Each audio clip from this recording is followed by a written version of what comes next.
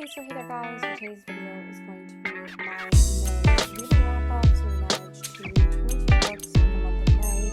It was a little bit less than the previous months, but honestly, I still call it a win. I'm still reading over 20 books a month, which is fucking crazy. I actually started off the month not feeling like reading that much.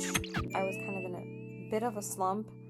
So I kind of like changed up my genres, and I just really wanted to read like fast-paced kind of general fiction, or like something like thriller, something like that would keep my interest. So I actually had a fantastic reading month in May. There was only one book that I rated less than 4 stars because I literally rated every single book in May of 4 stars or higher until the last book that I read. And I only had I believe I only had 3 5 stars in May. So I'm getting a little bit pickier about my 5 stars, but also like so many of the books that I read in May were so good. They were just like just missing the mark by a little bit, that they weren't quite 5 stars. But I'm happy to report that in June we've already had 2 5 stars. So I feel like I might have more 5 stars this month than I will in May, that I did in May, I mean.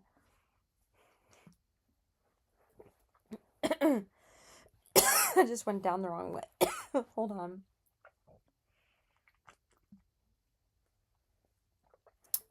Okay, let's get started. So, the first book that I read in May was my book club pick, and that is Best Offer Wins by Marissa Cashino.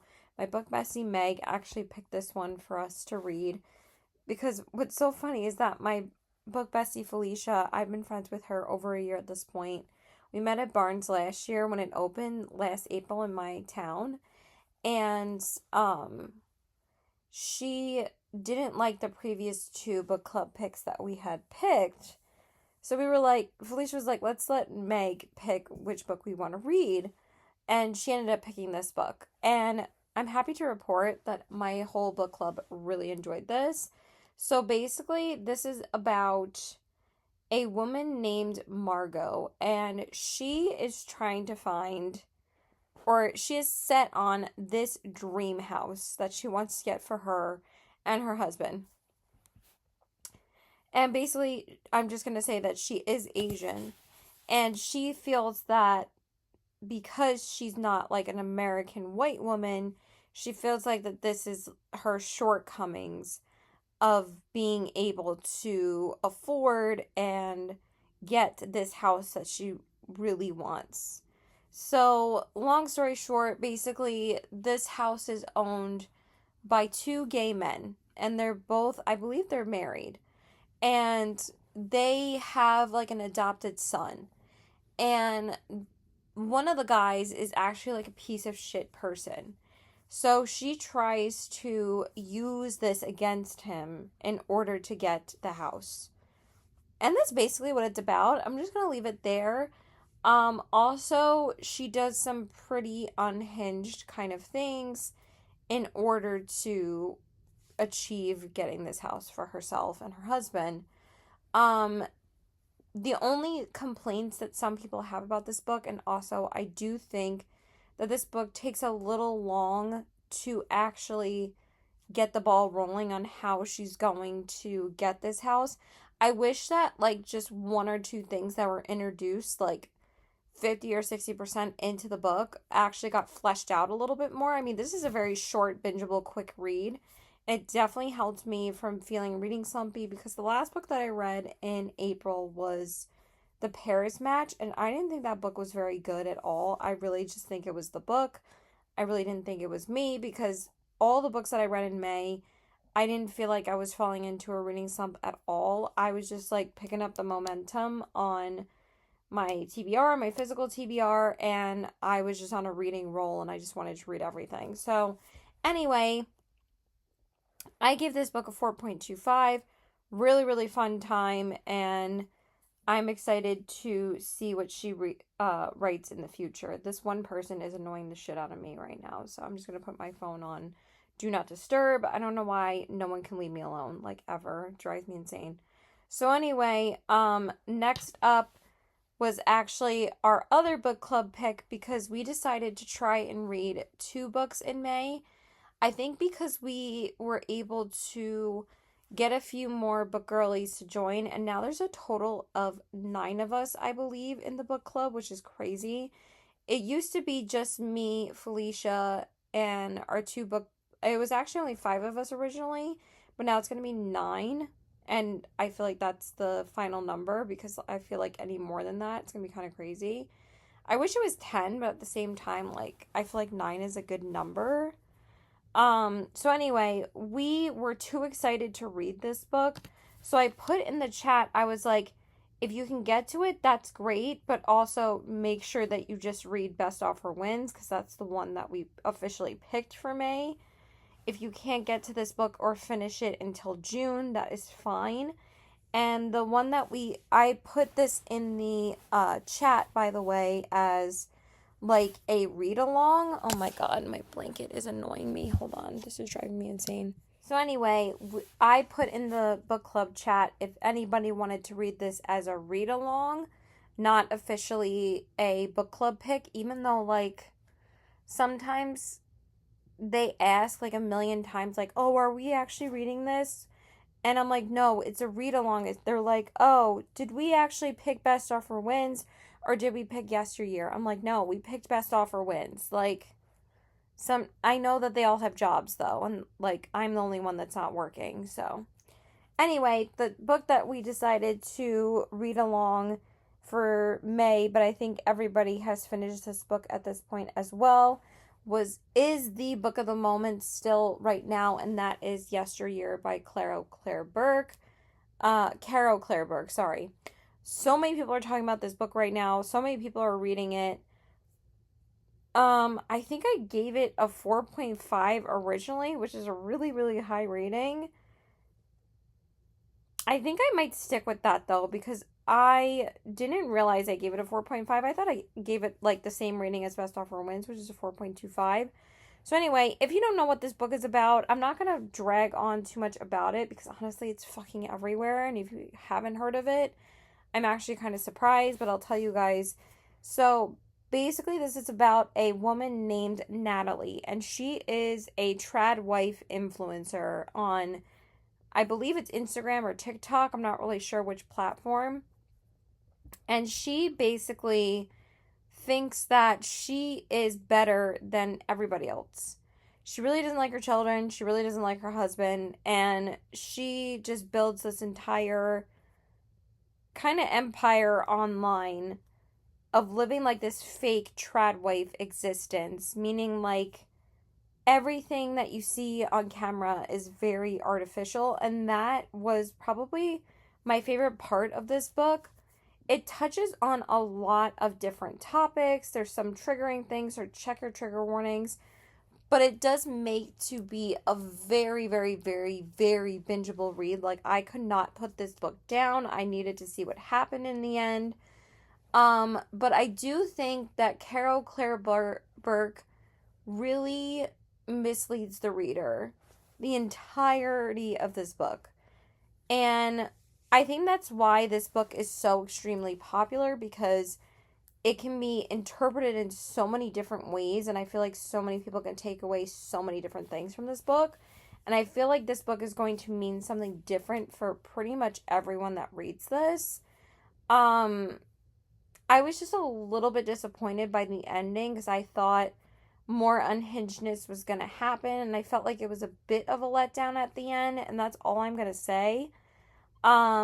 Basically, you really need to read this book for yourself in order to form your own opinion, because I can't really talk about anything else without getting super spoilery, because yeah. But anyway, most of my book club read it, and we mostly gave it the same rating, which was 4 stars. A lot of them gave it 4 stars. We also really enjoyed it, so at least that was 2 for 2 for Meg, because Felicia's like, I hope that she likes the books that we picked, and she said that she liked both of them. So anyway, they were still really good, really fun, and yeah, that's about it. But Natalie's basically like a a narcissist, kind of like a sociopath, where she thinks that she her life is so much better, and she just wants to stay in her square little bubble of being a trad wife for as long as possible. And like she marries a guy named Caleb, and I can't believe I still remember his name because she says Caleb a lot in the book. Usually characters' names just like leave me. But for some reason these two names really stuck with me. What's funny is that I didn't forget Caleb's name, but I forgot the female main character's name, and everybody's talking about her. So anyway, he's like really useless. He doesn't really know anything, and he's kind of dumb and not very bright at all. And Natalie thinks that she's better than him. So that's pretty much it. It was a pretty wild book, and it was definitely a bingeable good time. All right, so then next up, after I read Yesteryear, was Dark Matter by Blake Crouch. So I gave this book, I believe, a 4.25 or a 4.5. I gave it a 4.5. Again, I really enjoyed this book so much. It is such a bingeable, fast-paced read. Again, those were the kind of books that I needed at the beginning of this month, and I ended up watching the show as well because I loved the book so much that I decided to watch the show. The show is so goddamn good, you guys. It's on Apple TV. And what's so crazy is that I ended up reading this book. Reading this book like a couple of weeks ago when I didn't even know that there was going to be a second season for this show that's coming out in August. So I'm like, how do I always have perfect timing with books and shows sometimes? So anyway, so I'm very excited for season 2. So this is about a guy named, what is his name? His name is Jason Dezen, and he has a wife and a son. And basically, he is able to build this kind of like dark matter, like what do you call it, structure, to basically have one of his characters, I'll explain that in a minute, to have access to other worlds in the dark matter universe, meaning that I think it's a space-time continuum thing, if I'm not mistaken. So this concept for this book and series is so fucking interesting, and very unique when it comes to the sci-fi world. Even though, like, I think I've heard about it before. Basically, it's about multiverses of the same person living in different worlds. And Jason is living in different worlds, all different lives. And so is everybody else in his world. So, one version of himself, he's a copy. He's not a clone, he's a copy. Because a clone would be like a direct copy of him from his world. These are copies from different worlds because they're all in multiverses. And basically, one of his copies gets so jealous of the reason why he has a wife and kid, that he wants that for himself. So that's basically what happens in these books. I'm not going to say anything else. You have to read them. But again, it was such a fun, bingeable time. I am already exhausted, so I'm going to stop. This is really bad. But I only talked about 3 books. But, like, this is, like, the one night that I have to myself. I did have last night as well. I'm just so fucking tired. So, yeah. We're just going to have to film the rest another day. So, bye. Okay, so hey there, guys. So, I'm finally back to try and film more of my reading wrap up for May. I just find that these videos become harder and harder to film every month because I read a lot of books every month, and it's like a lot of talking at one time that I find that I film them in like multiple clips. It just like helps me a little bit more. So let's just go ahead and continue filming this, even though I'm like just as tired as the last time because I've been sleeping like shit. By the way, I got my nails done today and I'm absolutely obsessed with the way they turned out. Just really pretty. So anyway, um I don't know if I said my rating for Dark Matter. I think I gave it a 4.25 or a 4.5. I think I just talked about the show and then I just went. But I was on the edge of my seat for this book like the entire time I was reading it. It was so bingeable. I had to find out what happened.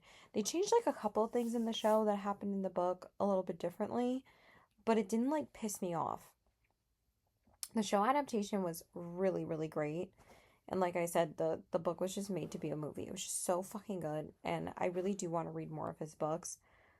But those three books were so perfect to read like back to back to back to get me out of like feeling slumpy. And then I decided to pick up a romance. So I decided to read Carly Fortune's new release, which was Our Perfect Storm. I fucking love this book, you guys. I gave this book a 5 stars. So Carly Fortune's last two books that came out were just perfection to me. One Golden Summer and now Our Perfect Storm. I gave them both 5 stars. I mean, One Golden Summer was a 6 star read for me. So, anyway, this book is about Frankie and George. And Frankie is engaged to another guy. And George basically, like, this was very similar to The Shippers by Catherine Center, which I read later in the month, which I'll talk about in a minute. But I liked this book a lot more.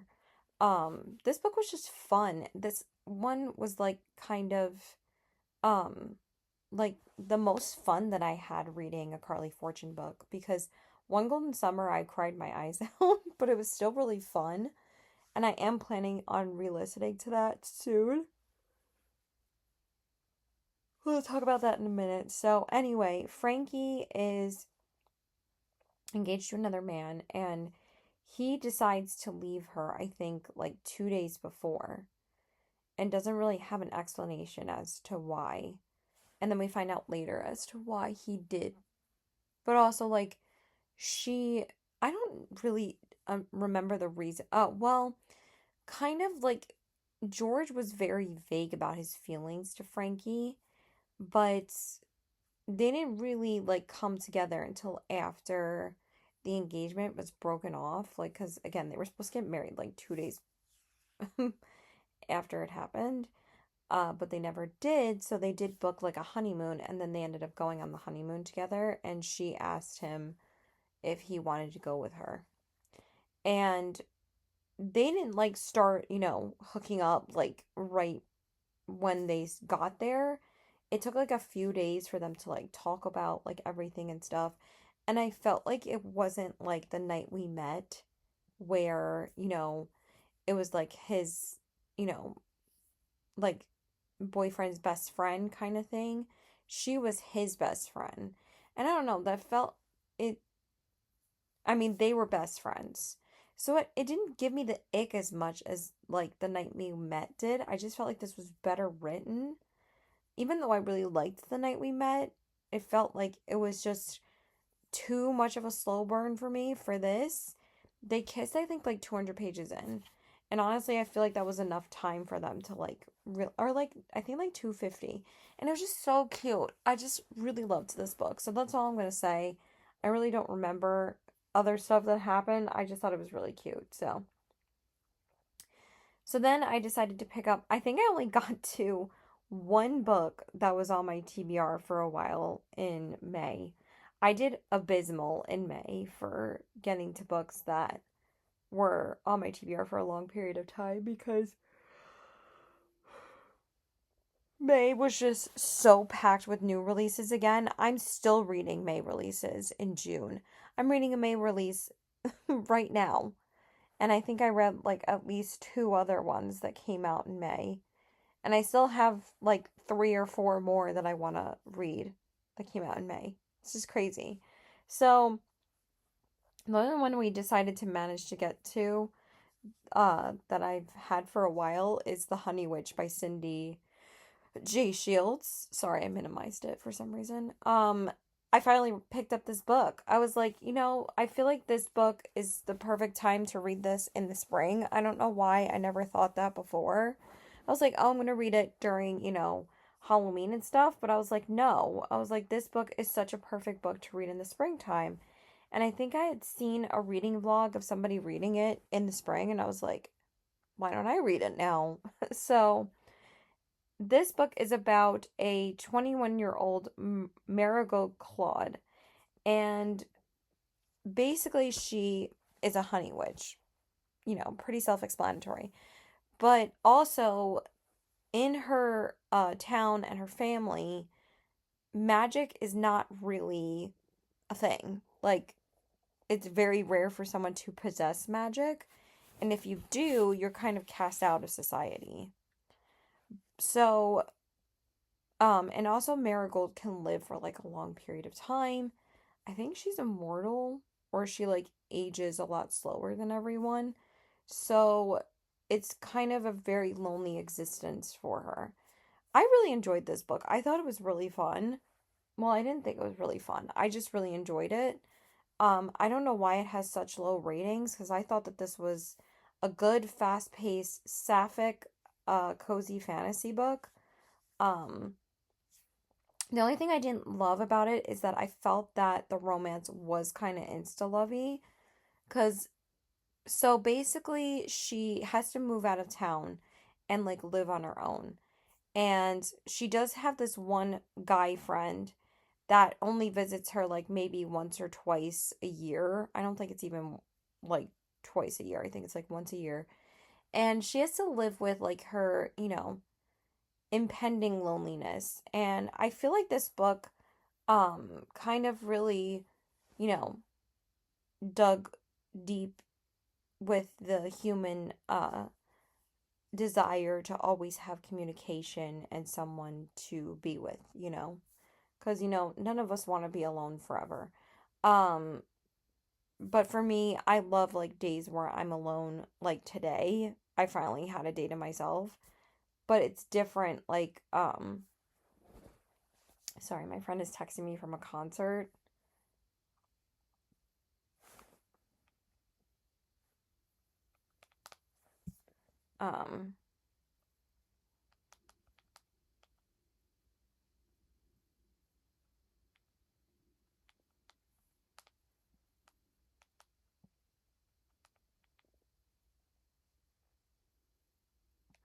Um, so anyway, uh, so his like best friend comes with him to this island or town or whatever because he's a sailor and he comes back to visit her with his best friend, and his best friend just so happens to be a woman, and his best friend does not believe in magic at all.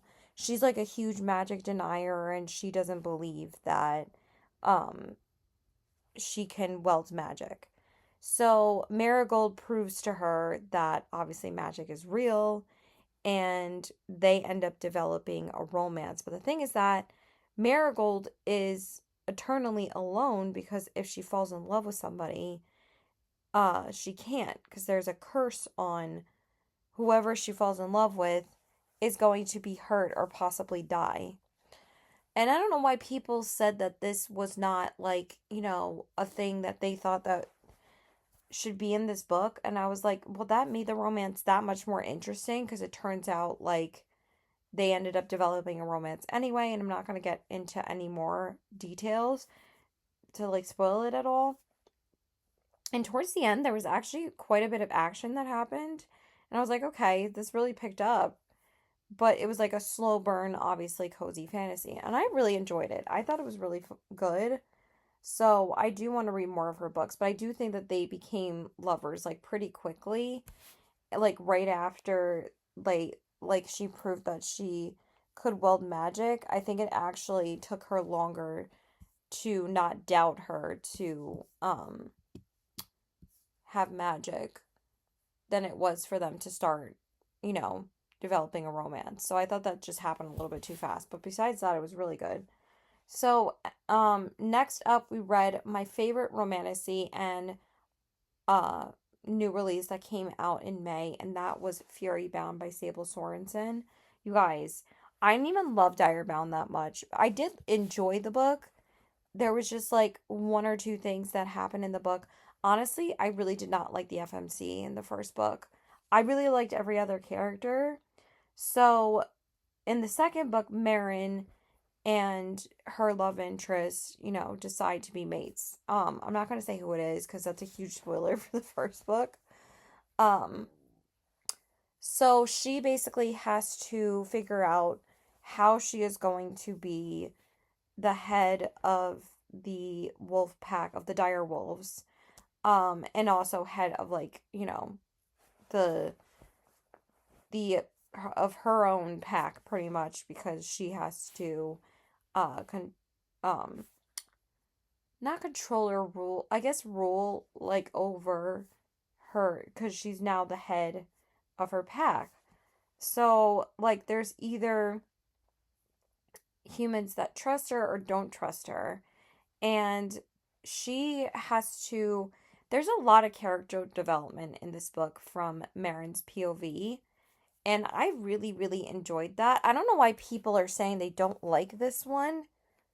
I'm like, why are people giving Rights of the Starling fucking 5 stars when that book was such a snooze fest? And in this book, there were so many twists left and right in this book that had my fucking jaw on the floor that I was like, why are people saying that this isn't better than the first book? Because, like, everybody gave the first book 5 stars, and I was like, I don't understand the hype about the first book. Not that the book was bad. I liked it more than Shield of Sparrows, so that's saying a lot. But also, I just really, really liked Marin's character in this book compared to the first book. I really thought that she had a lot of character growth, a lot of character development, and I really enjoyed it. And I just had so much fun reading this book. And also the end. Oh my god, the cliffhanger that this ends on. It was so good. So I love this. I gave it a 5 stars. I thought that this was the best romantasy follow-up that I've read this year so far. I cannot wait to read the third book. So I think that the third book might have 5 star potential as well. I think that Sable Sorensen really improved from the first book's writing. I thought the writing was great in this book. It was just so much fun, so fast paced, and even the slow parts, I wanted to know more and more about Marin's internal struggle, about how she's going to save her sister, and how she's going to handle like being queen. So it was just, oh my god, it was so good. And um what else happened? Yeah, that's pretty much it. I don't really want to talk about anymore because I don't want to spoil anything. So then next up, I did read an arc. Um, I didn't get this requested on NetGalley. I just got it because I was one of the first 1,000 readers that got it from NetGalley, and that is First and Forever by Lynn Painter.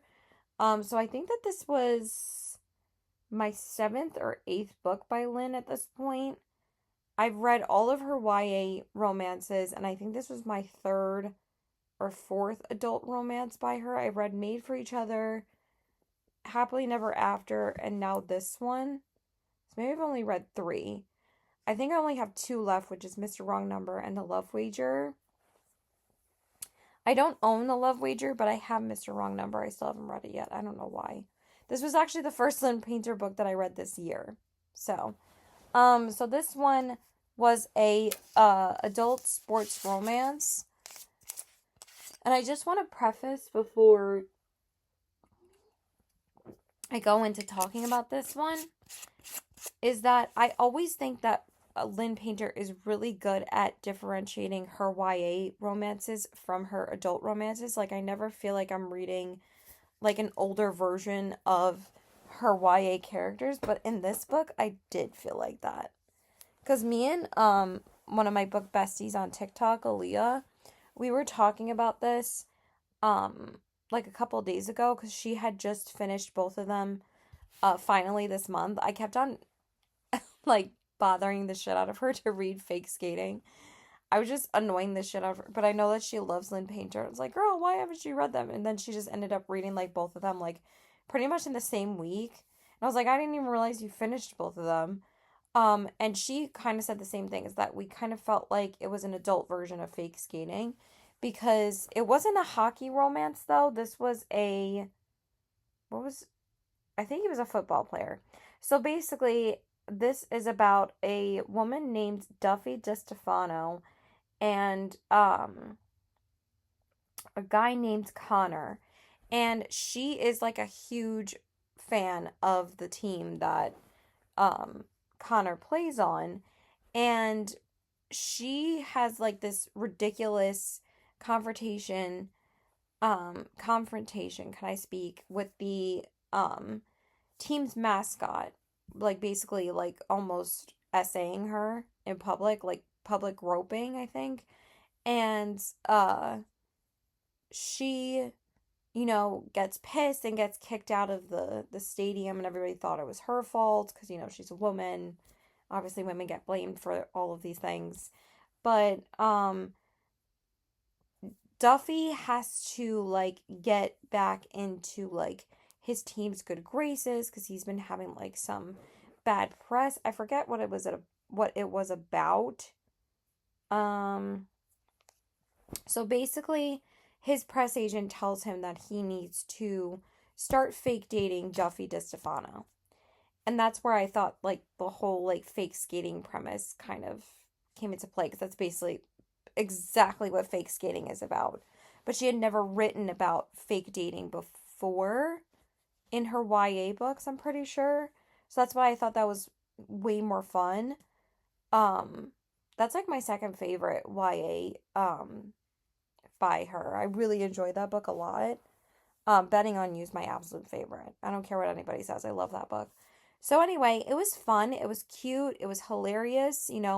Her banter is just hysterical sometimes.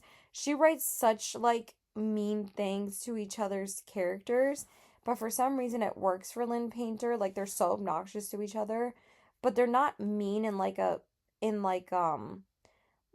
why do they like each other? They're like mean to each other in like this hate kind of way that is funny as fuck. Only Lynn Painter can write romance banter like that. I don't know how she does it. It's hilarious. I did give this a 4 stars because I still really enjoyed it, but it's not getting that high reviews from people. It has a 3.79, so I think people feel a little bit similar about this book, but it was still fun. And you can binge her books so quickly. I finished this in a day, so. Then next up, I did do my reread for May, and that was, I'm not going to dwell on this, but that was Silver Elite by Danny Francis because I really wanted to re-listen to this to refresh my memory for the sequel that was coming out like basically the next day. I finished it, I think, the day before the sequel came out. I still gave this a 5 stars because I really did enjoy the first book. Um, but I was not obsessed with it as much as the first time as I was. Because I was literally fucking obsessed with this book the first time I read it. And then the second time I was like, I'm not really as obsessed with them as I was the first time. But it was still a really fun time. I'm not going to dwell on it because you guys already know how I feel about it.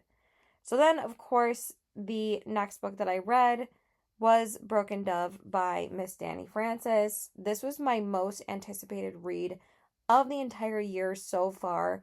Besides basically ACOTAR 6, it's not Quicksilver 3 anymore because that actually got pushed back to next September of 2027.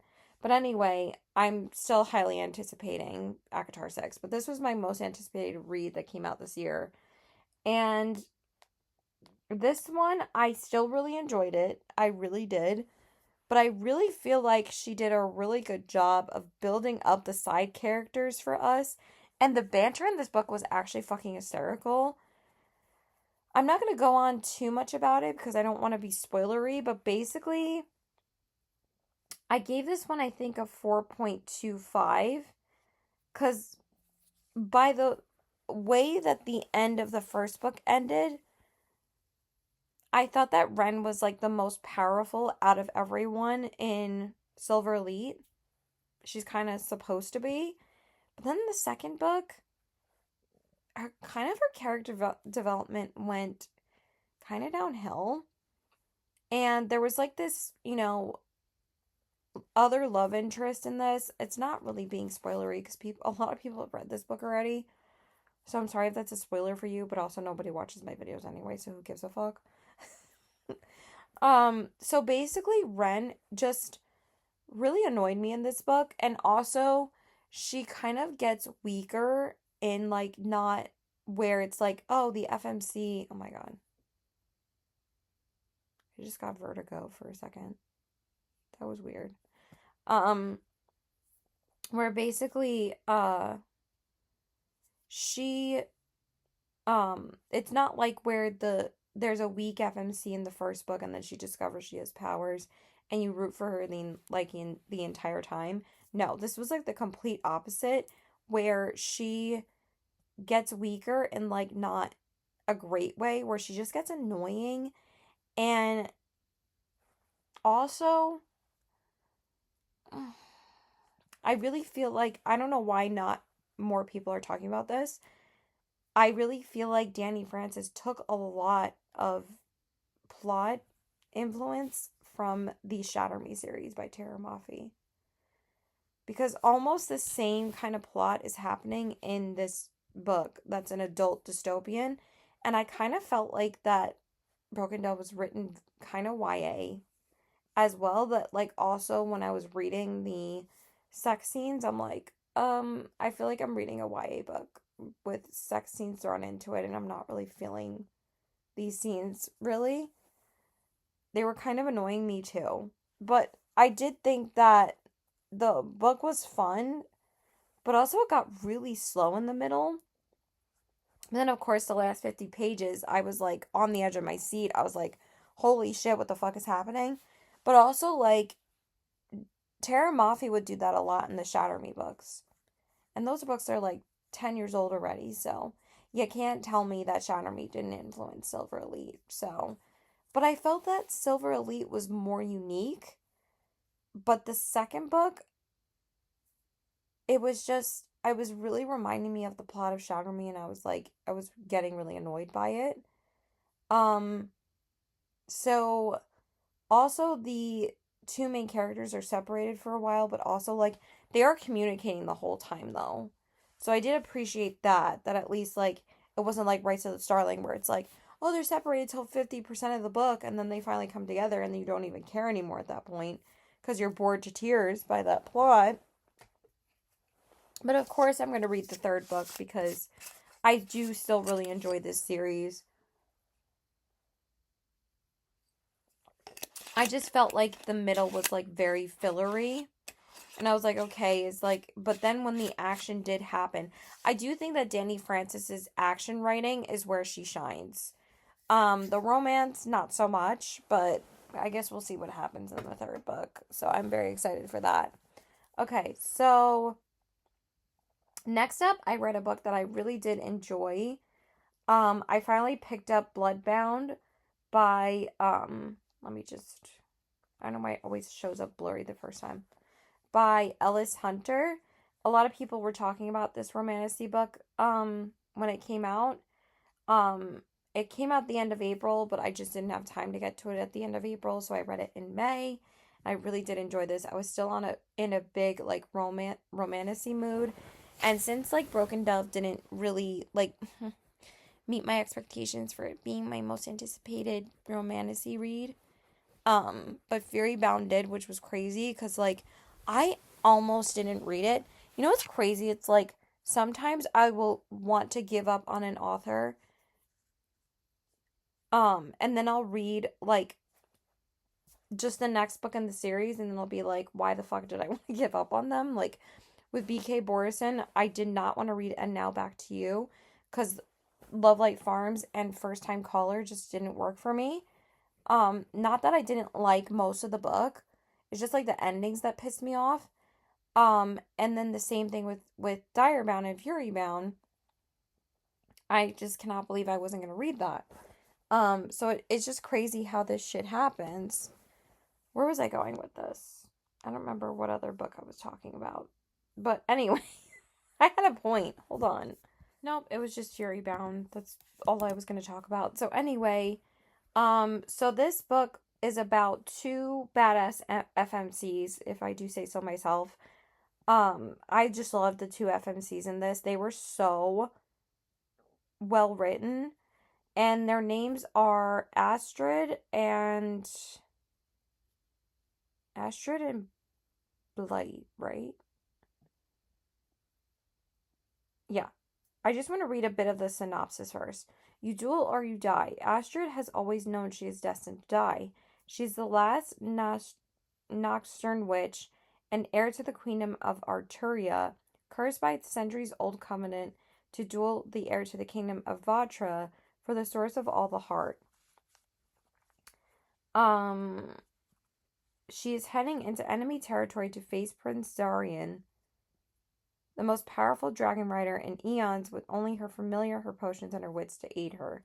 She's going to die in any chance her queendom has of curing the blight that's ravaging the lands and killing her people. Skylar and her traveling. Oh, yeah, Skylar is the other witch. Is she a witch? Yes. They're both destined to kill each other, pretty much. And they try to find any way to survive, obviously. But they end up developing like a kind of female friendship in this book that was just it was just so refreshing to read about, especially in a romantasy book because this felt very unique compared to other romantasy books because the romance was not really of as strong as like a plot point in this, but the story and the plot was just so fun and so intriguing that I didn't really care about the romance that much. That was my only complaint. But if it had a little bit more romance in it, it could have easily been a 5 star for me. But I just felt like there wasn't enough of it. And when it did happen, it felt kind of rushed. But besides that, I really did enjoy the two female main characters, and I cared a lot more about their friendship and what happened with them because that's what the whole book is about anyway. That I didn't really care that much about the romances between them and their love interests. So, but this was so good, and it was just such a cool magic system. And I'm really excited to read book 2. So that's pretty much what happened. I don't really want to talk too much about it because I could get spoilery and I don't want to do that. And the way that the dragons worked in this was very, very cool. And, her magical creature, which I believe was a panther, that was Skylar's. And it was just, I don't know, it was just such a cool concept. And I'm probably going to re listen to this before book 2, but I'm very excited to read book 2. I feel like book 2 has a lot of potential to be a 5 star. Okay. So next up, I read some really fun books, but also like I was reading a lot of like love triangle books. Like, can I just like get away from that trope? But this book was so fun and hilarious. Now I just need a little bit more water. And I cannot believe we're only halfway through the books that I read in May. So, like I said, I read like 21 books or something. So, I need to stop reading so many books to talk about in my wrap ups. I think I've only read 11 this month so far, though, and it's already June 17th, and I really don't care because I'm trying to take my time a little bit more with my TBR this month. So, the next book that we read was One and Only by Maureen Goo. I just really wanted a cute, like, magical realism romance kind of book. And this book was just so much fun, you guys. So, this was about a woman named Cassia. And basically, her family has the ability to see who their fated mate is going to be, meaning like who they're going to end up being with um later on in life, or like who they're supposed to spend the rest of their life with. And her family runs a matchmaking business, coincidentally. But Cassia just has not found the right person for her because she's waiting to be struck by who she's going to be with. And actually, the next book that I had read as well was a very similar plot too, but they were both so much fun. So she meets a guy that's like way younger than her, and I just loved this age gap romance because I actually thought he was really funny. But she turns out that she doesn't. want to be with him because he's not who she's fated to be with. She's supposed to be with this other guy. So, she tries things with him, but, obviously she's not really feeling it.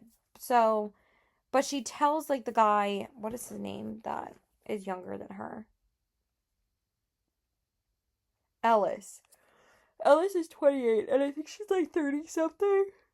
Like 37, 38.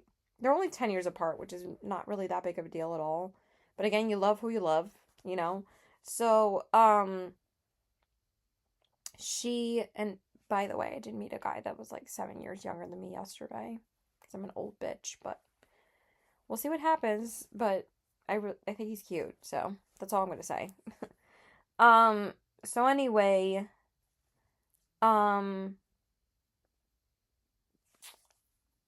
she says to Ellis that she doesn't think it's going to work out because she's too young for her. But he ends up like really liking her. And I just thought that this book was so fucking funny. And I just felt that the romance wasn't forced, and I'm just so excited to read more of Maureen Goo's books. I think this is her debut.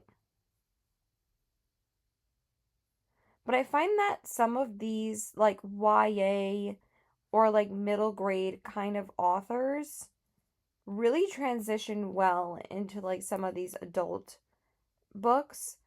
Who was the other author that did that? It was Don't Tell Me How It Ends. Who was that by? She had just written a children's book before, and then she decided to write an adult romance, and it was so goddamn funny and such a good adult debut. Adrian Thurman. And that book got sent to me by NetGalley, and I loved it. So yeah, I really enjoyed this one. So I think we're only going to talk about 2 more books, and I might stop because I'm kind of getting tired of talking already. So the next one that we read was Another Arc, which was A Sprinkle of Sweet Serendipity by Rachel Linden. Now, I was very hesitant to go into this book because I did not like Rachel Linden's last book that she came out with last year, which was The Secret of Orange Blossom Cake. I didn't think it was that good. I was kind of bored. I was like, I had read 2 other books by her before. I was like, is this even written by the same author? Like, I don't know. She just made the FMC kind of dumb, and it just pissed me off. But I'm happy to say that this book was a lot better written, and I really enjoyed this one. So I'm just going to stop. I don't want to talk anymore. So we'll hopefully film the rest of this at some point, but at least I talked about like 10 more books. So yeah, right? Is that 10 more books? Whatever, bye. Okay, so hey there, guys. So we are finally going to finish filming my my May reading wrap up, because we are almost at the end of June at this point, and I still haven't finished filming this damn video because I actually have had like a lot of summer plans. I haven't even been working still. I still don't have a fucking job, but I've been just, going out a lot. I actually went to the city yesterday, and I have some big news. I mean, I wish it was moving out, but I did get my first tattoo. I've been wanting a tattoo for forever. I know I look like so goddamn young. Like, no one would believe that I wanted a tattoo because I look so innocent. Like, I fucking hate that shit. But I've been wanting a tattoo for a long time. So I'm just going to show you guys, because I took off the second skin yesterday. I wouldn't have been able to show it to you until like my July TBR or something, which I cannot believe we're almost at the end of June already. But anyway, this is what it looks like. I love it. Oh, that's itchy up here. So I decided to get a bookish tattoo, of course. Why wouldn't I get a bookish tattoo? It was my first tattoo. I'm gonna try and show it like a little bit closer. So of course it has, I'll show you guys like a picture of it to see if you can see it better, but I'm obsessed with it. And it's all of my favorite fantasy romantasy series. together. Obviously, we have Throne of Glass, A Court of Wings and Ruin, and Fourth Wing. A Court of Wings and Ruin is my favorite book from ACOTAR, so I wanted it to be my favorite book from that series. And then Throne of Glass, I love the series so much, and Fourth Wing, I love every single book in that as well. These are all 5 stars for me from Fourth Wing, and Throne of Glass, mostly every single book is 5 stars. But A Court of Wings of Ruin, and Ruin is like a 6-star romantasy read for me besides Throne of the Fallen. So, yeah, I'm obsessed with it. I love how the book stack turned out, and then I wanted to combine 3, famous, tattoos and / images from the series from each one. So, obviously, the open book was the Valaris mountain range from ACOTAR, and then the Throne of Glass sword is from Throne of Glass, and then the dragon is from the Fourth Wing cover. I wanted the exact dragon from the cover, and the star line is obviously from Valaris too, but it could be from all 3 of them. And I just love how the book stacks turned out. I love how the bottom stack is sitting with these in between, and then I love the open book. I'm obsessed with it. This was all my idea, all of this, but he improved the way that the books looked like so much more. The only thing that he did, because I was like, I don't want to change the dragon, because like he actually had a different image of what he thought we could make the dragon look like, and I was like, 1, I do not want to change it, but 2, I wasn't sure how much pain I was going to tolerate because, obviously it was my first one. But the Throne of Glass sword stabbing the Throne of Glass book was perfection. I love it so much because I wanted it originally sticking out of like the pages, but he had it actually stabbing the book. It's perfection. So I'm obsessed with it. I love it so much. So I love how it turned out. I'll show you guys a picture so you guys can see it a little better if I could speak English. But yeah, I'm so freaking tired because I've just been doing a lot. But this is what it looked like originally when it first got done. And it only took like less than an hour and a half to do, but obviously my skin was pretty red afterwards, but I'm obsessed with the way it turned out. I absolutely love it. And I'm just so glad it was obviously I wanted to do a bookish tattoo, but I really wanted to do my 3 favorite romantasy series because they were the first big series that I read when I got back into reading growing up, and they basically made me obsessed with reading. Like, I read Fourth Wing back in November of 2023, a week before Iron Flame came out, and I had no idea it was even coming out. So I read those back to back during Thanksgiving. And then December, I read the first book of Throne of Glass, which was Assassin's Blade. I read that at the end of December because my mom gifted me the entire set for Christmas. And then I read the entirety of Throne of Glass that January. That's all I read was that series because obviously it's a big series and it takes some time. And then in February, I just read ACOTAR right after that. And that took up the first 2 weeks of February for me. So they were really the first 3 series that I fell in love with. So that's why I really wanted to get them all tattooed on me. So I love it. It looks so good. So anyway, let's get back into which books I actually read and finished finally filming this damn video. So we were on talking about A Sprinkle of Sweet Serendipity by Rachel Linden. So this book was kind of like a love triangle as well. And I was like, why am I reading so many love triangle kind of romance books? But basically I really did enjoy this one. I thought it was funny, and I felt like that this was the kind of Rachel Linden writing that I really like. So I really enjoyed this one. So this is about a woman named Emmy Wynn, and she lives with her mom and her son. So Emmy has a son from a guy that actually, I forget his name, but he didn't have any interest in raising a son, so he left her. And she has to take care of her mom because like her mom is like getting slower and just old age and stuff. And she's not that old, but like she's still there for her to take care of her. She has like certain issues that she can't do much anymore. And they run like this chocolate shop together.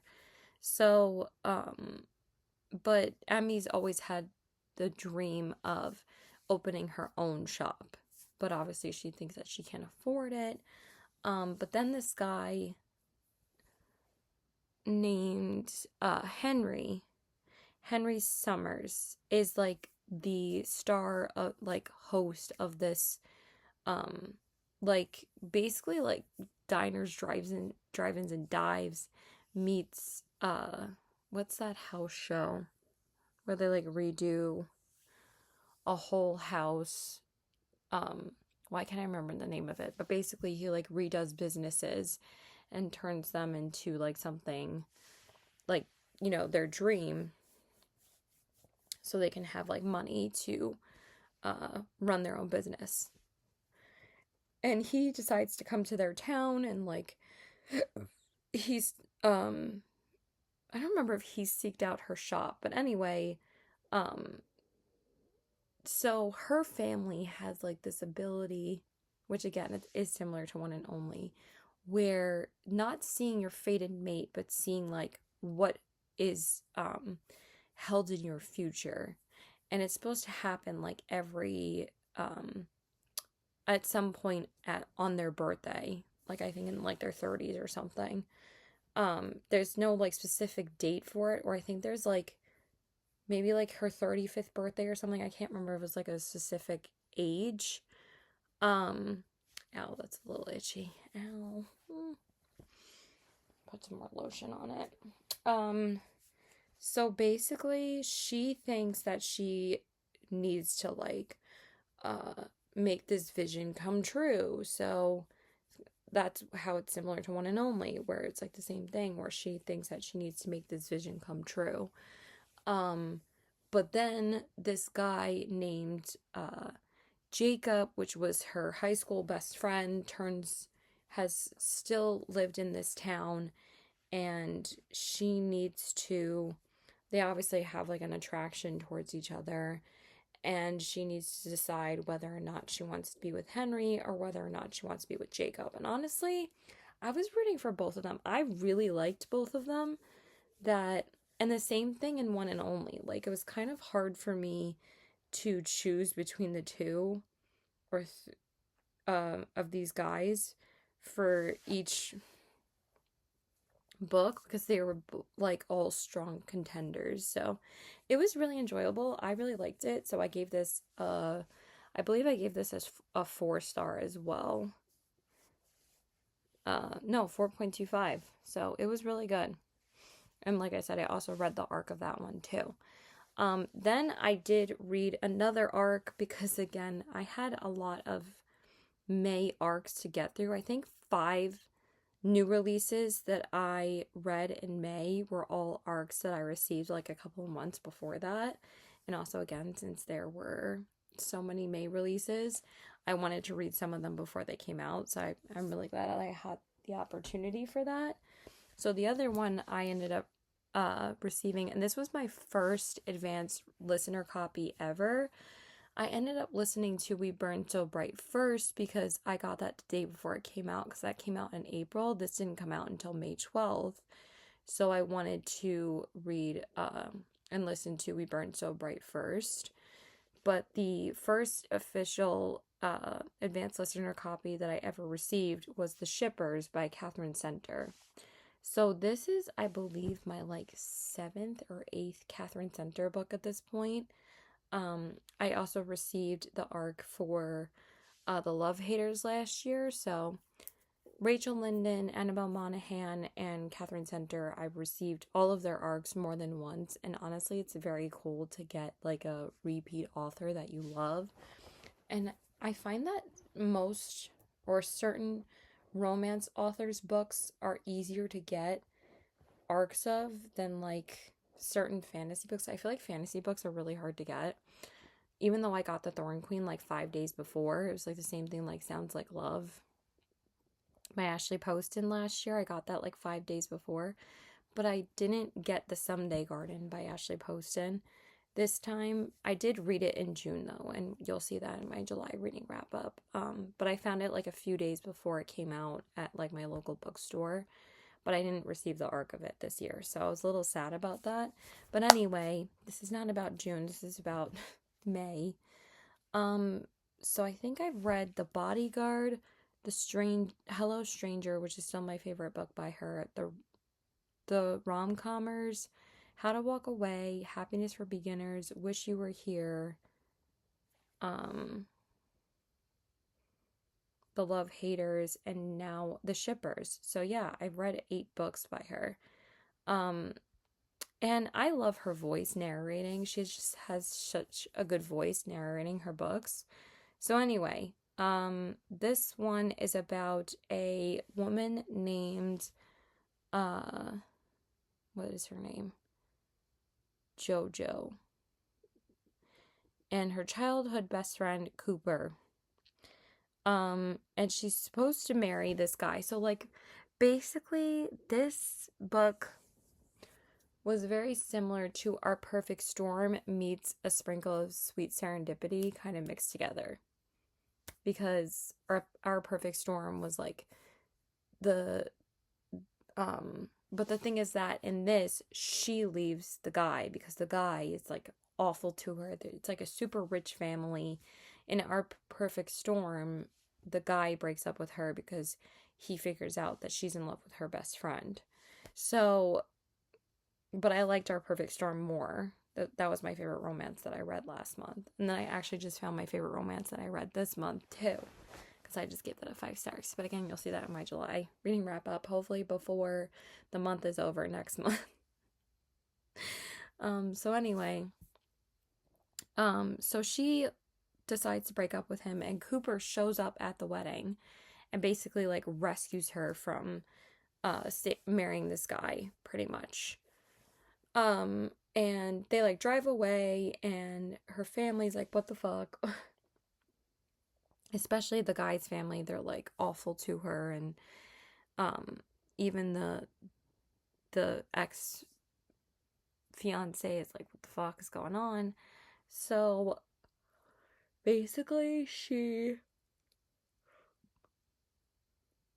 I don't know if this was the honeymoon cruise that they were going on, or no, I think it was for her sister's wedding or her sister's engagement. So she has to go on this ship, hence the shippers. But it's not just about like going on a boat. The shippers actually means like relationshippers. And I thought that was really cute, the way that she put like a play on words on that. And she's supposed to go on the boat to like be with her family, and she like desperately needs a date. So she decides that she wants to bring Cooper along. And long story short, they obviously develop a romance. And I really enjoyed this one. I think I liked this one more than The Love Haters, because a lot of people didn't love that book, hence the title. But I liked it, but I thought this FMC was way better than the Love Haters FMC, because she was really dumb in the Love Haters, especially like towards the end.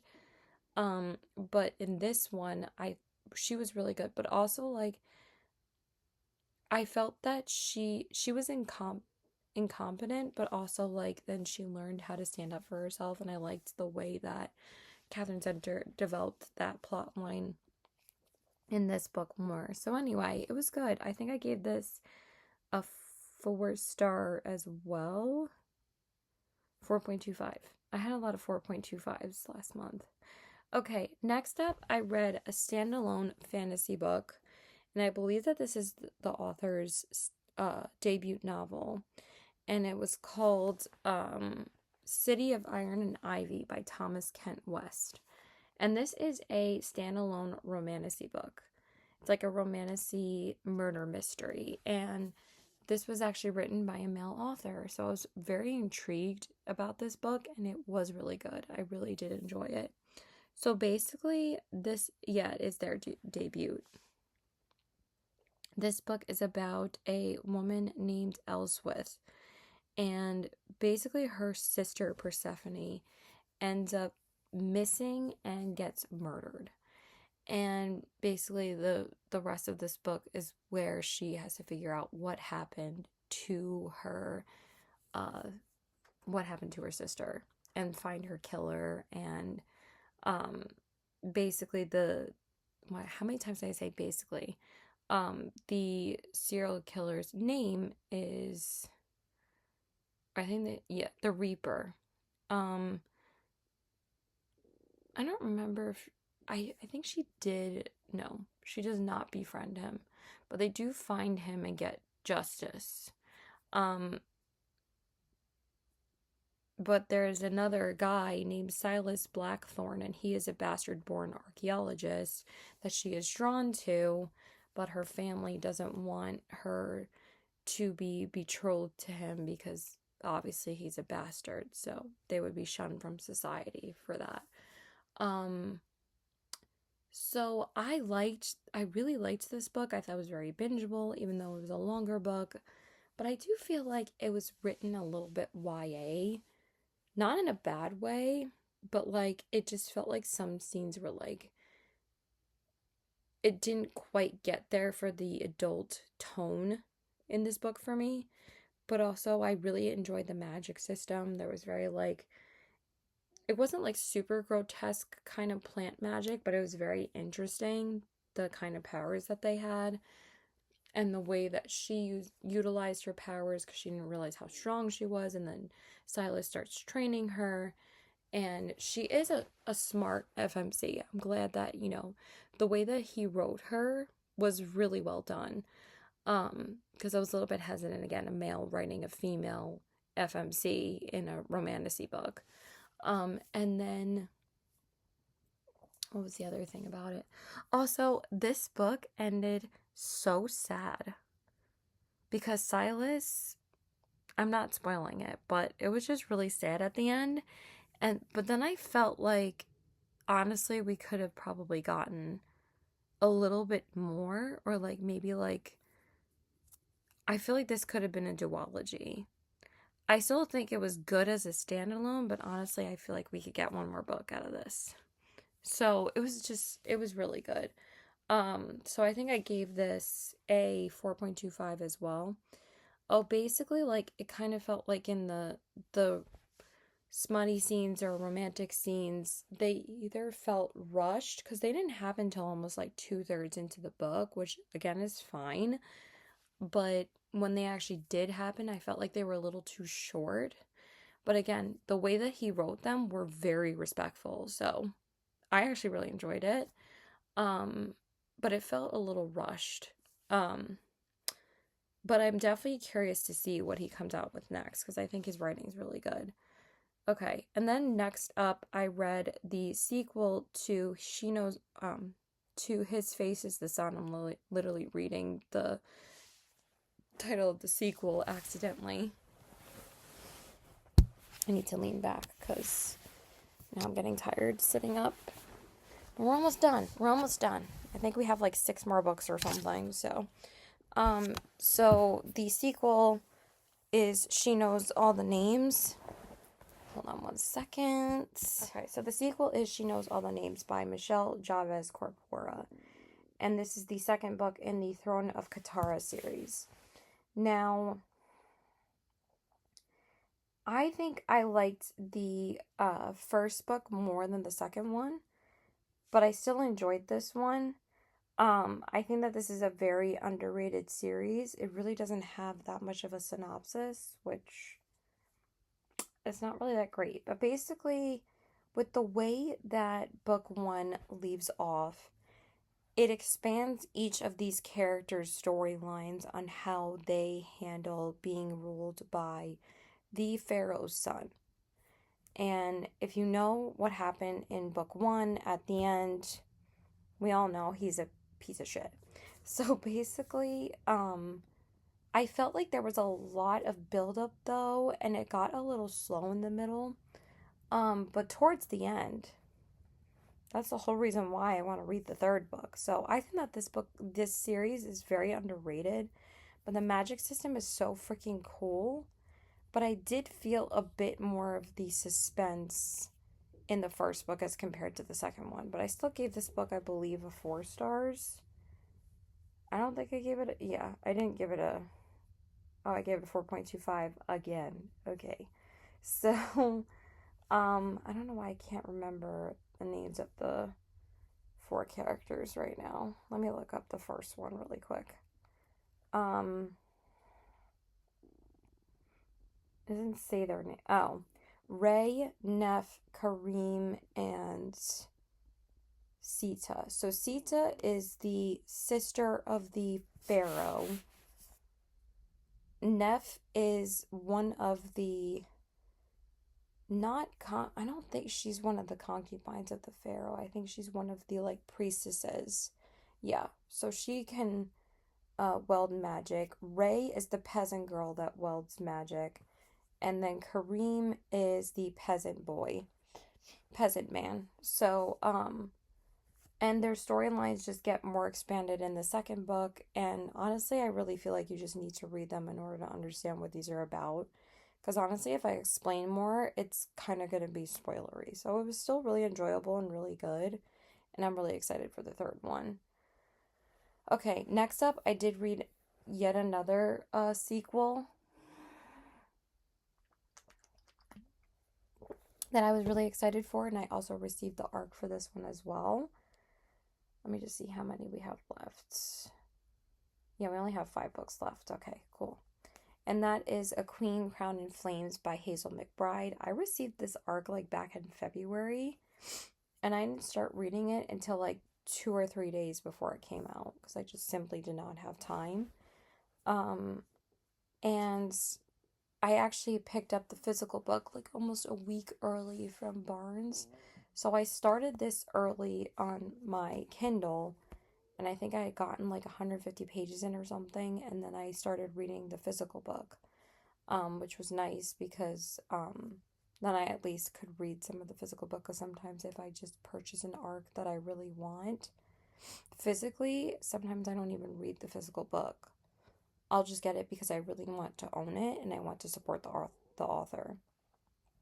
So anyway, this one, again, was not as good as the first book. The first book I gave a 5 stars. This one I gave, I think, another 4.25, or maybe just a 4 stars. I gave it a 4 stars. So basically, with the way the first book leaves off, our female main character, Maria, I cannot say her name, she is basically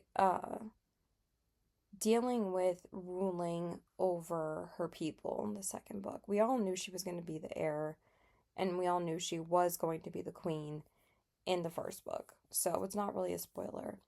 And she is basically struggling to prove to her people that she's not dangerous, that they can trust her. And with Fiorian, he is, I believe, ruling another section of the land, or maybe he's just a lord. I can't remember. But Emria has like,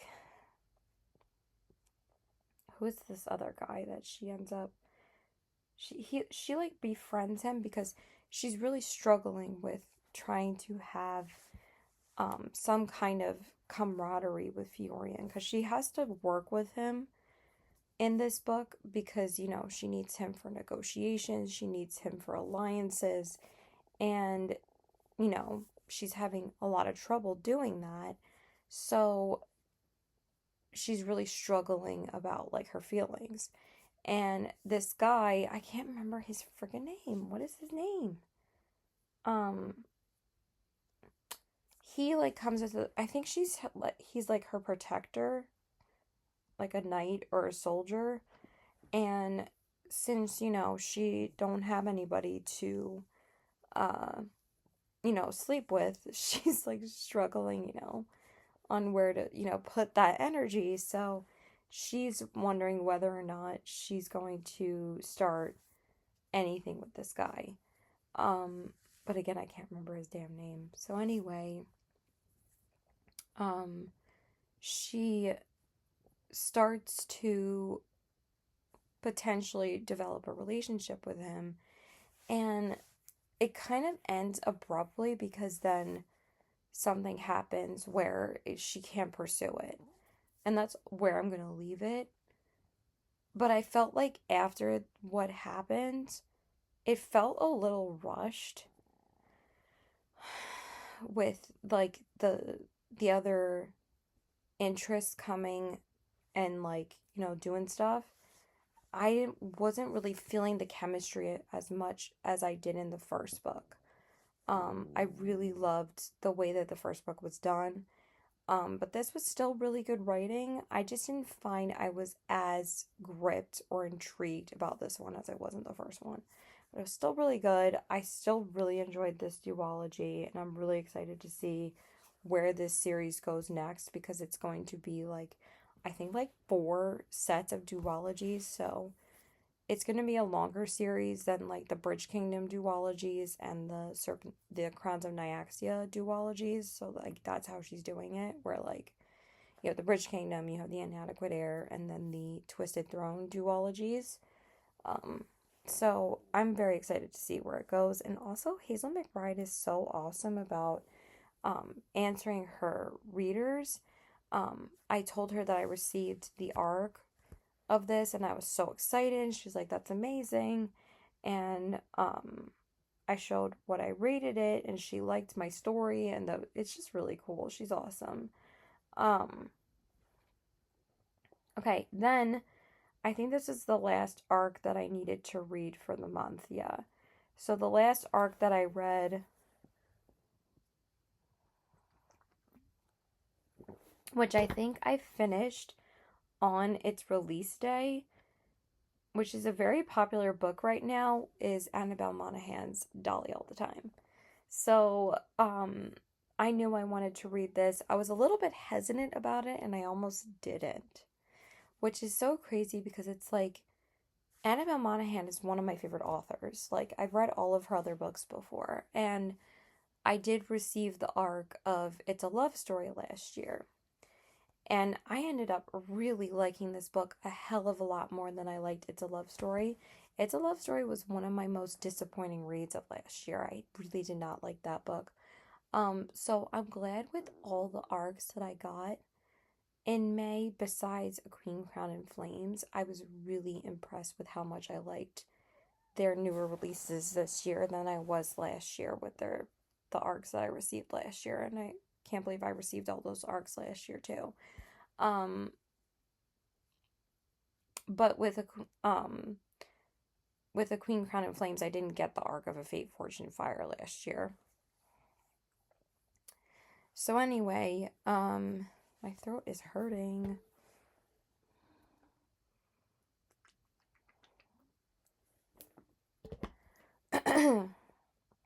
So this one is about, obviously, a woman named Dolly, and she runs like a seafood kind of business, and she is struggling to, make ends meet. And she has a son and I believe an older brother. I can't remember if he's younger or older. And she also has her dad. And she basically has, what's so crazy is that she has all of like these male influences in her life. Her mother has never been there for her. Um, she just like appears sometimes and like she says like, why aren't you, but she wasn't like ever like abusive. She was more so just like never present about things. And Dolly has always felt like she's had to keep like everything together for her family. Like, her dad's getting older and he can't do everything. So she feels like she has to do everything for him. And then her brother actually suffered like a really bad head injury. I don't remember if it was in a car accident or like riding a bike. I can't remember which one it was. So he's pretty immobile. He doesn't really leave the house. He can't really do much. And then she has her son. And her son, I believe, is 13 years old, which is like a pretty tough age with especially teenage boys. Well, teenage girls because of their periods, but teenage boys is just a tough age for all kids. He's very socially awkward and very like kept to himself. He feels like he doesn't really fit in. Um, and, Dolly is always checking up on them and feels like she has to take care of her brother all the time. So basically, a guy named, uh, what is the guy's name? Stuart Whitfield, an annoyingly handsome scion of the Whitfield family, with a flat tire at the wrong end of the very public, very humiliating breakup. It's in her nature to help. But when Stuart's proposed arrangement ends up with being more than either of them bargained for because of public dinners and high society benefits turn into sunset boat rides and swinging on the porch, Dolly starts to feel something more than helpful. So basically, she helps this guy change his tire because he's a millionaire, but he's a little helpless. So she feels like she has to start helping him too. But he turns out that he needs somebody uh to date for the summer. So it's like Annabelle Monaghan's first shot at fake dating, which I thought was really funny, but also was a billionaire romance. And I had no idea that this was a billionaire romance. It felt a little bit like Summer in the City, because that was kind of like a similar plot line and made for each other, but I feel like, billionaire romance is like how different can they be? But it was cute. And I really enjoyed this book, but I actually enjoyed the family dynamics in this book so much, even more so than the actual romance between her and Stuart. Like they had some sweet moments, but the thing is that people don't, or I think people have kind of forgotten that Annabelle Monaghan started off as a women's fiction writer with a subplot of romance. Now she's being pushed more so as a romance author and a summer romance author like Catherine Center and Carly Fortune. So, I get it because like this is a very popular book right now. So I really enjoyed it, but I didn't was not a fan of the third act breakup. That like annoyed me. But besides that, I think I gave this a 4.25 as well. So definitely a very oh, I gave it a 4.5. Yeah, I really freaking enjoyed this book. Um so anyway, um I'm actually going to meet Annabelle Monaghan in July because Annabelle Monaghan has written about Long Island in every single book. She's set them in Long Island for Nora Goes Off Script, same time next summer, and Summer Romance, I believe, was set in Long Island as well. Dolly All the no, It's a Love Story might have been set in Long Island too. I can't remember, but Dolly All the Time was not. It was set in Rhode Island. So anyway, uh, sorry, one of my friends answered me.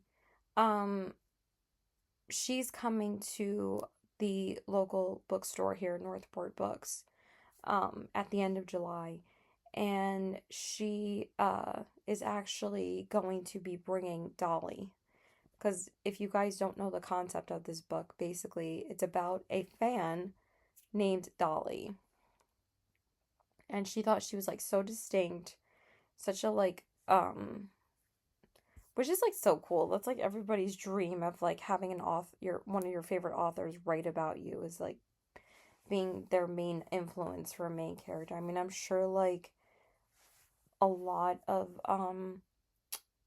authors take inspiration from real people. I mean, hello, of course. But like to have like a whole book like fictionalized about you is just like pretty fucking cool. So anyway, she is going to be at Northport Books, and me and like a few of my book besties are going to meet her, and I'm so happy we're able to because the first time they announced it, it was sold out because she's being questioned by Tessa Bailey. But me and my friends didn't really want to go to the Tessa Bailey portion, and then I saw like 2 days later they had added an extra hour for the signing portion for Annabelle Monaghan because they said if you missed out on the first one, because they said this was going to be one of the biggest book events on Long Island for the entire summer. And it was true because it sold out. So I was like, Felicia, we're not missing out on this again. We're going. So I'm so happy we're able to go. So I'm beyond excited to meet her. So I only have 4 left. So next up was actually the only book that I completely mood read in May, because every other book was on my TBR, so that was pretty good that I stuck to mostly my TBR. I was just really in the mood for like a summer thriller, so I ended up reading Saltwater by Katie Hayes, and this was one of the Barnes and Noble uh picks for May.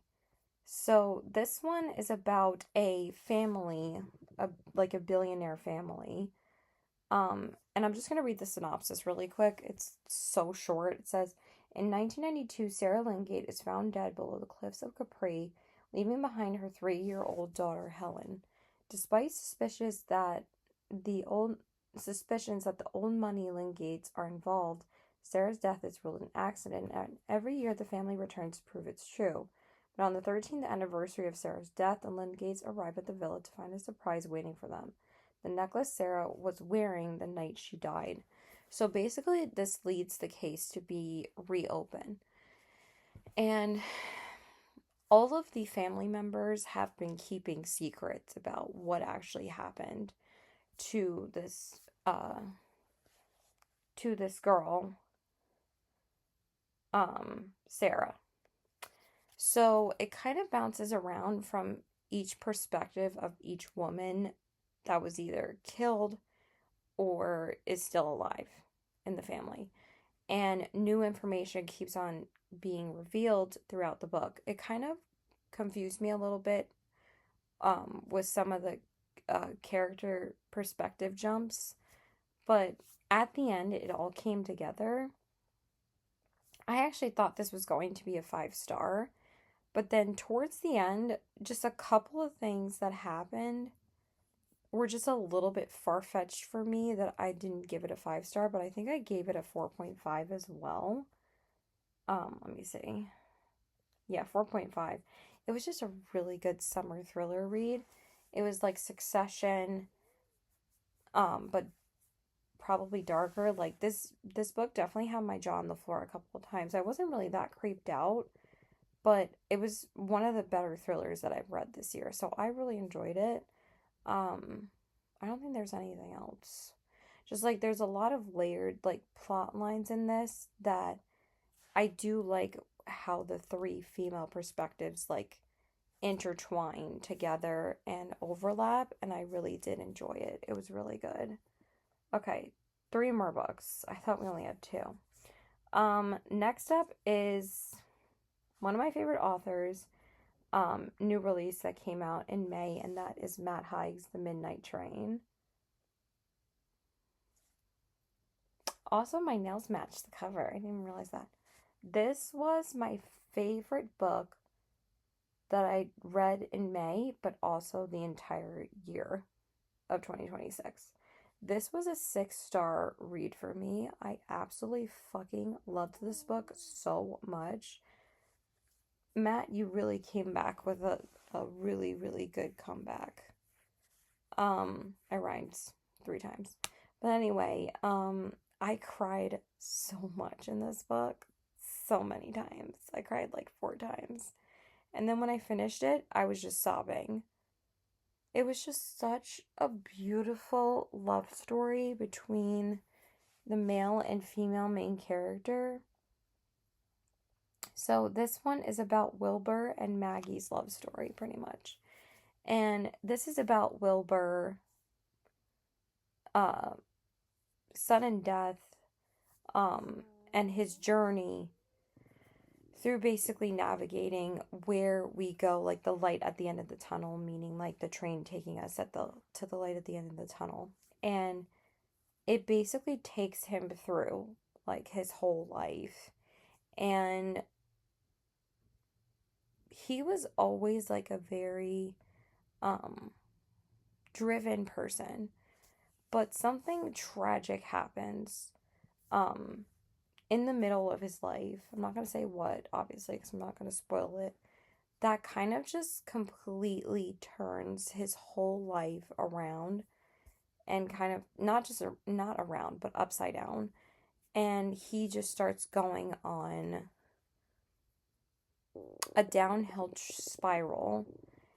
But then, like, he decides that he doesn't really want to be as he wants to be as emotionally detached from the people that are the closest to him in his life as possible. Because he thinks if he does that, that means that he can't get hurt again. But he meets Maggie, marries her, and kind of just takes her for granted. After the first few years of marriage, he just kind of like decides that he's just gonna throw himself into work about everything. The only thing that matters is work and making money. And he makes like a shit ton of money where he thinks that he can just throw money at everything and that everything will be okay. He's a workaholic. He misses like every big event in his life because he thinks that work is the most important. So I'm just going to leave it there. But some of the scenes of him looking back on his life with his wife, oh my God, it was so fucking sad. It was so beautifully written. Like, oh my God, some of his passages are just so gorgeous. And I just fell in love with his writing again. This book was phenomenal. And I understand like the comparisons to A Christmas Carol, but the difference between Matt Haig and some other authors that like take inspiration from certain like, big like movies or shows or fairy tales, like this one was heavily inspired by A Christmas Carol and kind of It's a Wonderful Life too. Um but he nods to Christmas Carol in this book. Like he mentions A Christmas Carol. But then what happens after that is completely his own. Like he made it into something that was such a beautiful love story. Like A Christmas Carol wasn't really about that. I mean, I think the original tale is. I'm not really sure, but in the movie like they don't really mention that he's ever been like in love. He just becomes a grumpy old man that only cares about, taking money from others. But him, he kind of just like he doesn't really like take money from people. He's not greedy like that. It's more so that like he wants to make as much money as possible because he thinks that's the only thing that matters. Not like real relationships because he doesn't want to get hurt again. And he also like struggles with the relationship with his mother because like of what happened in their past, and it was just so good. Such a beautiful book. Okay, then next up I read another new May release, and that is Stormbreaker by Nisha J. Tully. This book was okay. I might lower it to a 3-star because I only gave it a 3.75, but I don't feel like that strongly about it.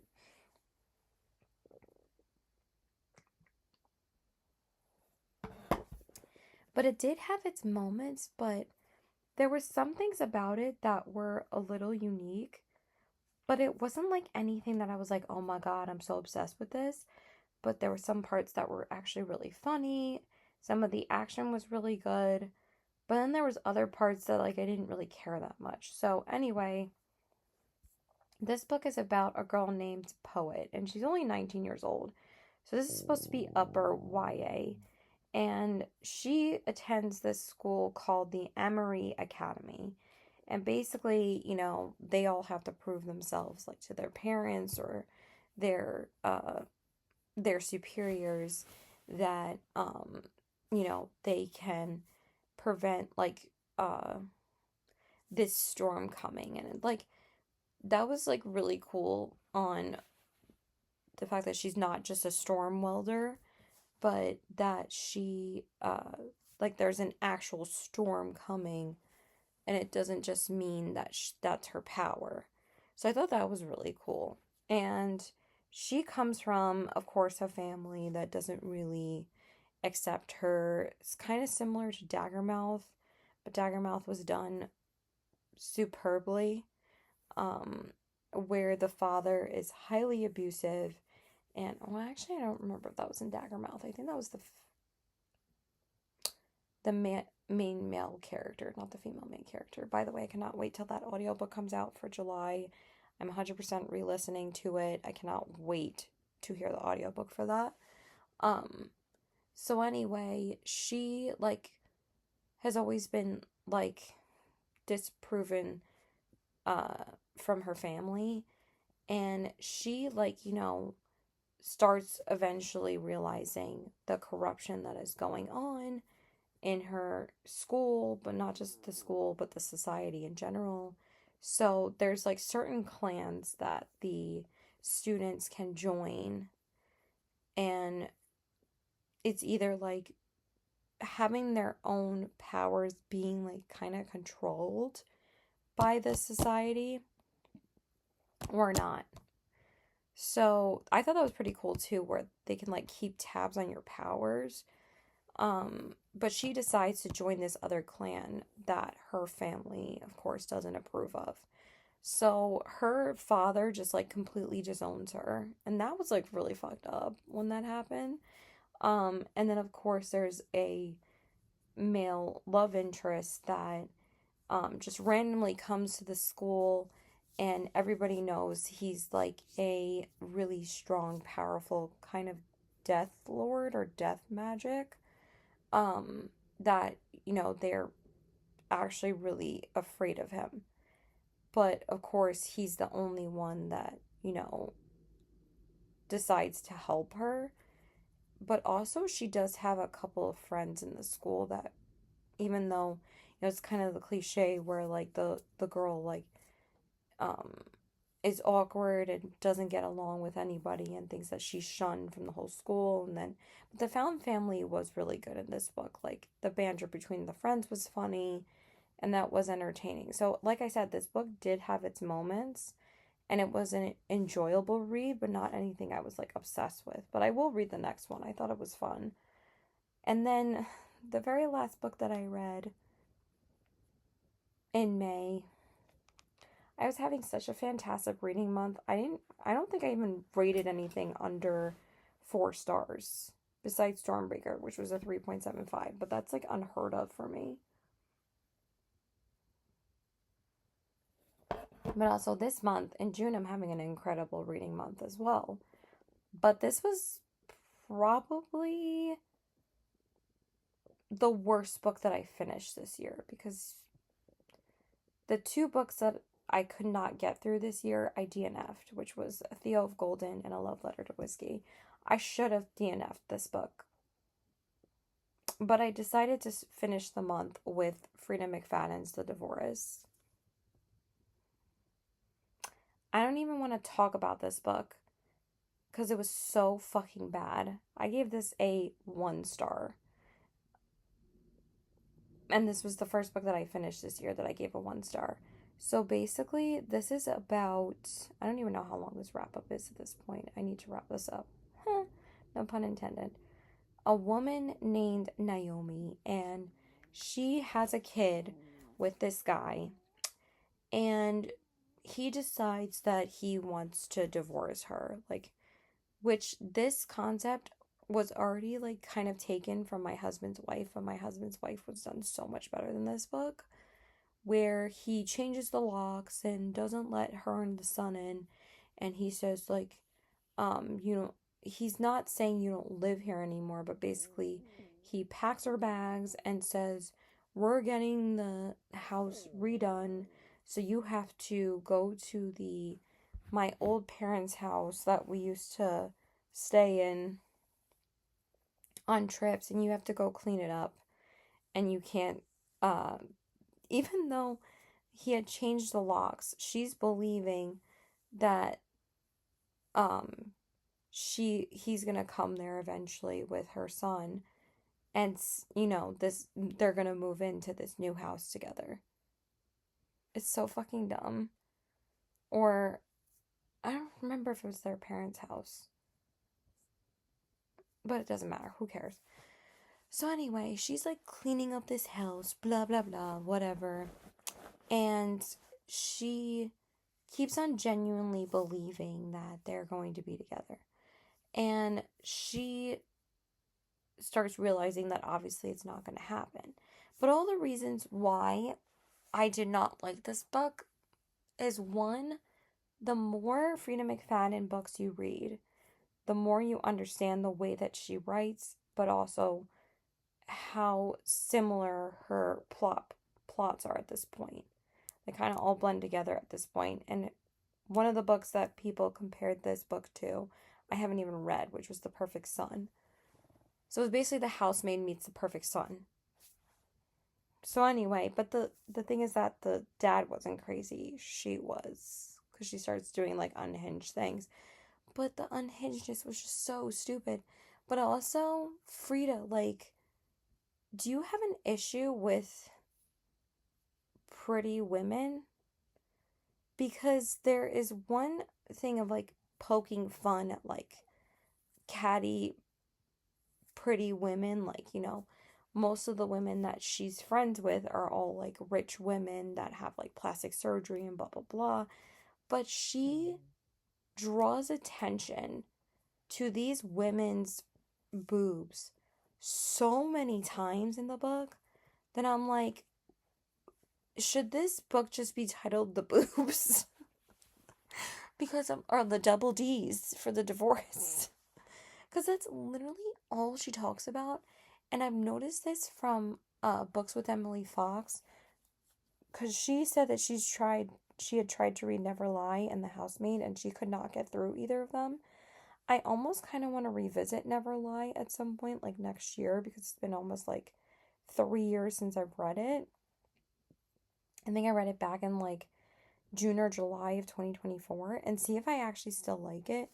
Because she said, why are we concentrating so much on the character's appearance, especially the female's anatomy? And like, I don't know, Frida was bullied in high school, like pretty much everybody is. But like, does she have like a personal vendetta against, pretty women? I don't know. Because it feels like that's all she concentrates on, is like how good they look, but also that's all women do. So I can get that, but it was just getting to be so built up and so bad. I don't even want to talk about this anymore because I just should have DNF'd it, but I still wanted to review it. So I was basically just hate reading this book at this point. It was worse than The Crash for me, because at least The Crash had a tiny bit more suspense in it. This was awful. Just purely awful. So, yeah. I gave it a 1 star. That's it. That's all I'm saying. So I hope you guys enjoyed this video. We're finally done filming this damn wrap up. So obviously my least favorite book was The Divorce, and my favorite book was Midnight Train.